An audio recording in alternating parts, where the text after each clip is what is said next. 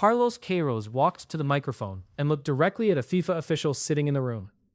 Not past him, at him, with the specific, deliberate focus of a man who has decided that diplomatic language is no longer adequate for what he wants to say. The press conference had barely begun. "I'm not sure if VAR is still working in this World Cup," he said. "We still have VAR? It's working? I have some doubts." Because another penalty they needed to give Ghana, a clear penalty against England, was missed. He wasn't finished. Once again, VAR went for a coffee. "It's natural. I would like to also take my coffees once in a while, but it was a clear penalty. A red card. You guys who saw the game, do you have any doubts about that? Or is it only me?"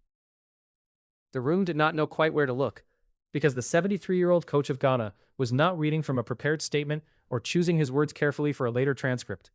He was angry, and he was making sure everyone in that press conference understood exactly why, and exactly at whom the anger was directed. That moment, in the post-match media room at Gillette Stadium in Foxborough, Massachusetts, on the afternoon of June 23, 2026, is where this story arrives. But to understand why it landed the way it did, why it spread across every football platform on earth within the hour, why it became something larger than one coach's grievance after one match, you have to understand everything that happened to Ghana before the referee even raised his whistle for kickoff. Because the penalty incident was not where Ghana's tournament controversy began, it was where it exploded. What preceded it was a sequence of events that had already pushed this squad and this federation to the edge of what they were willing to endure quietly. Go back to June 11th, 12 days before the England match. Ghana's opening fixture against Panama was scheduled at BMO Field in Toronto.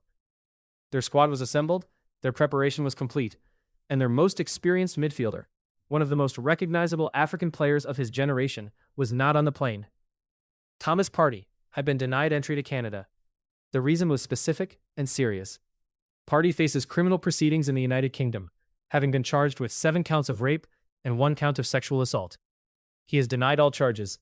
A trial is scheduled.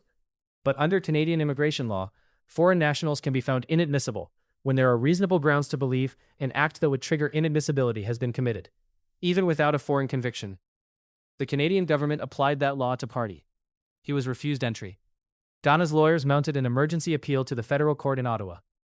Judge Roger Lafreniere dismissed it on the day before the match. The judge noted that Partey had sought extraordinary relief, requiring Canada to set aside a lawfully rendered inadmissibility finding and facilitate his entry for a specific event. The appeal was over. Partey stayed home. Panama were beaten without him, Ghana winning 1-0 in a match that generated almost no talking points outside of West Africa and the Ghanaian diaspora communities scattered across North America and Europe. But Ghana's Ministry of Foreign Affairs had not stayed quiet. Their formal statement described the visa denial as a high-handed and extremely unfair decision. Not diplomatic language, not the carefully neutral phrasing that governments usually deploy when navigating the intersection of immigration law, criminal proceedings, and international sporting events. High-handed. Extremely unfair. Those words were still circulating inside Ghana's football community when the team arrived in Foxborough for the England match. Now understand who England are in the specific context of what was about to happen. Not just a football team. The most scrutinized, most discussed, most emotionally loaded fixture for a Ghanaian squad that had already been through 12 days of controversy, simply getting to this point. Their opening match played without their captain's teammate, their government issuing formal statements of protest. And now, a match against one of the tournament's highest-profile nations, in front of a global audience, with everything still to play for in Group L. Ghana played the match of their tournament. They absorbed England's possession, absorbed England's pressure, held Jordan Pickford scoreless, kept Harry Kane quiet. For 67 minutes, they were the more dangerous team in the moments that mattered, despite England holding 79% of the ball. A figure, as ESPN would note afterward, that represented the highest possession percentage by a team that failed to score in 60 years of World Cup football. And then came the 67th minute. Prince Kwabena Adu, Ghana's substitute, chased a long ball toward England's penalty area. Goalkeeper Jordan Pickford came rushing out of his own box to try to deal with the danger. The pair collided. In real time, the footage showed Pickford arriving after the ball had gone, making contact with Adu in a way that multiple people in the stadium and watching at home interpreted as a foul on the Ghanaian player. Honduran referee Saib Martinez did not see it that way. He whistled. Not for a foul on Adu, for a foul on Pickford. Ghana's players surrounded the referee immediately.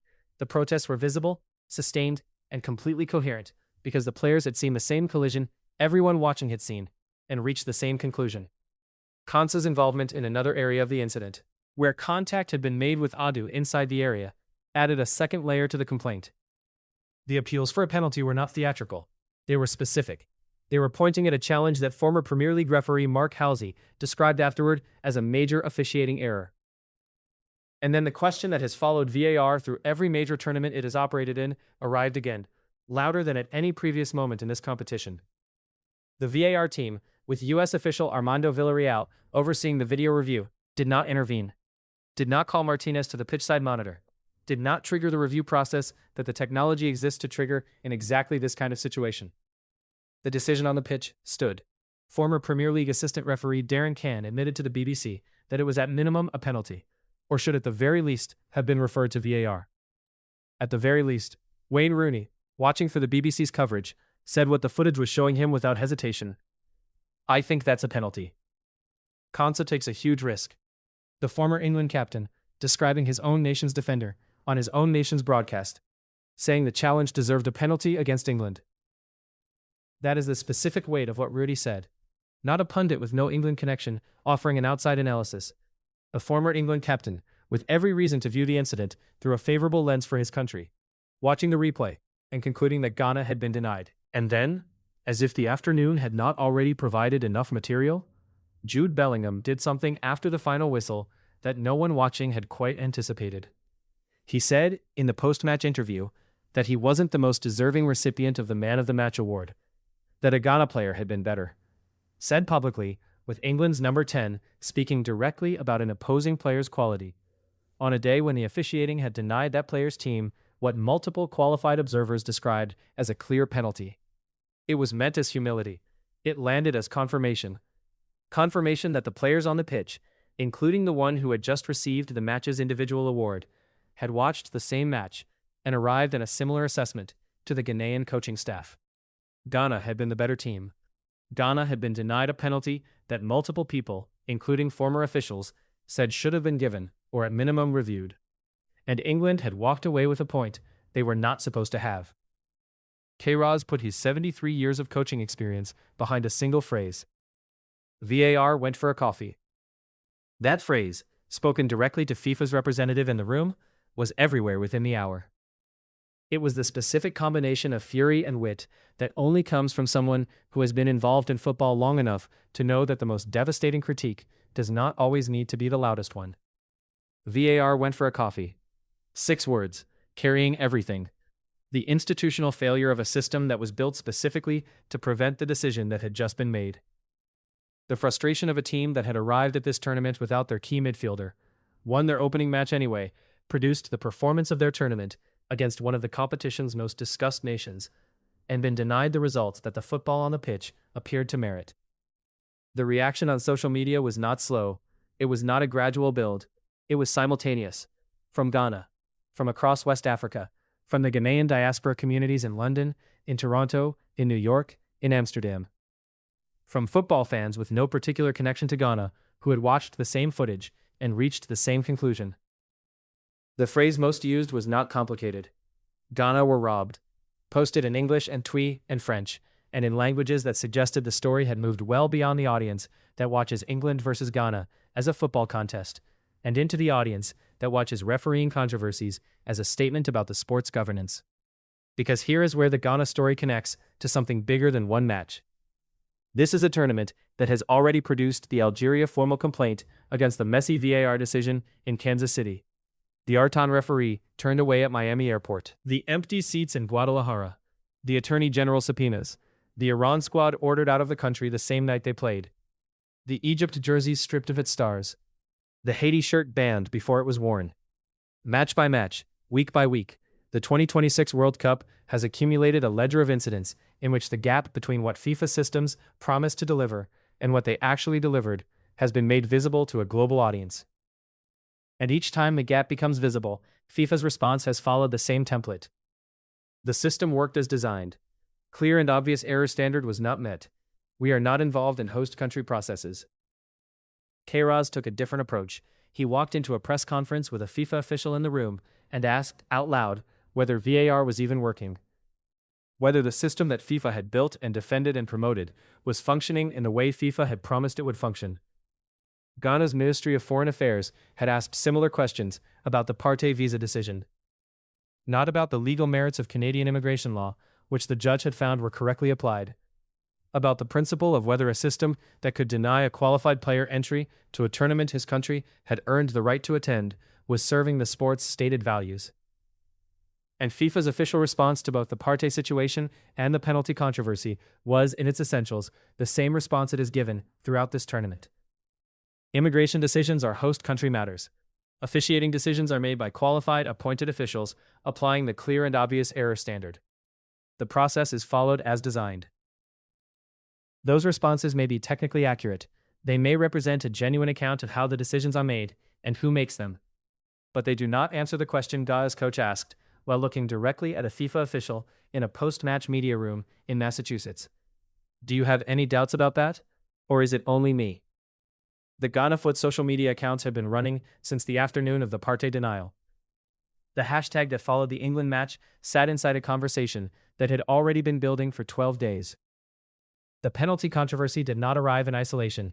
It arrived as the second major officiating and access controversy for the same federation, in the same tournament, within the span of 2 weeks. And the combination of those two events, the visa denial and the missed penalty and the VAR silence and the Kairos press conference, produced something in the Ghanaian football community that is harder to quantify than a hashtag, but easier to see than a statistic.